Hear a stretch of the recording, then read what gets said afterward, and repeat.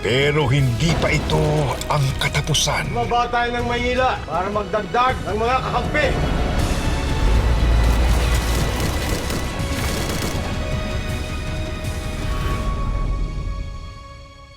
Sisiklab na ang nagliliyab na digmaan. Babagsakin natin ang mayor ng Maynila! Mga kasing nanoy na sa'yo. Sabugin lahat ng nakamarka.